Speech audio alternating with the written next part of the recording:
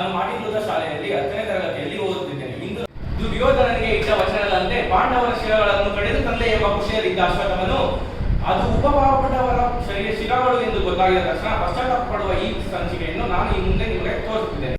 ಹೇ ದುರ್ಯೋಧನ, ಇದು ನಿನ್ನ ಇಚ್ಛೆಯ ಪಾಂಡವರ ಅಪ್ಪಂತಲೆಗಳು. ಕೈ ನೀಡು, ನಾನು ನಿನ್ನ ಸಹೋದರರಿಗೆ ತರ್ಪಣವನ್ನು ನೀಡುವೆನು. ಅದೇ ಈಗ ನಿನ್ನ ತನುಜಾನುಚರೆಲ್ಲರೂ ನಗುತ್ತ ಸ್ವರ್ಗವನ್ನು ಸೇರಲಿ. ನಾನು ನಿನಗೆ ಇದು ಕೊಡುತ್ತಿರುವ ಅದು ಕೊನೆಯ ಆಶ್ರಯ. ಓ ಯಾರು?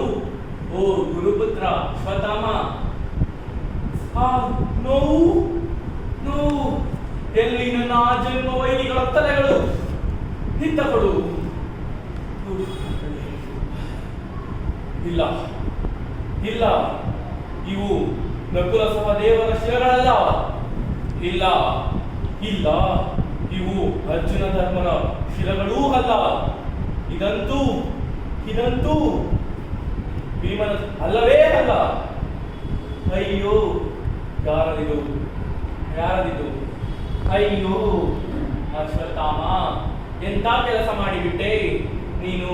ಈ ಮುದ್ದ ಬಾಲಕನನ್ನು ಕೊಂದು ಬಾಲ ಹತ್ಯೆಗೂ ಗುರಿಯಾದೆಯಾ? ಬಾಲಹತ್ಯೆ. ಅಯ್ಯೋ, ಈ ದೇವಿ ದ್ರೋಹಲಾದೆ. ಈ ಬಾಲಹತ್ಯ ದೋಷದಿಂದ ನಮ್ಮ ಧರ್ಮಕ್ಕೆ ದ್ರೋಹಲಾದೇನೆ. ಓ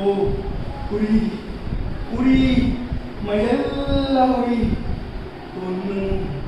ಹುಣ್ಣು ನೋಡುತ್ತಿದ್ದಂತೆ ಮೈಯೆಲ್ಲ ಹುಣ್ಣು. ಶ್ರೀಹರಿ ಸಹಿಸಲಾಗದ ನೋವು.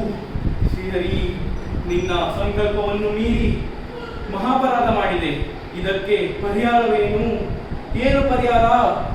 ಓ, ಈ ಸರ್ವಸ್ವವನ್ನು ತ್ಯಜಿಸಿ ನಾನು ಹಿಮಾಲಯಕ್ಕೆ ಹೋಗಿ ತಪಸ್ಸಿಗೆ ಕುಳಿತೇನೆ.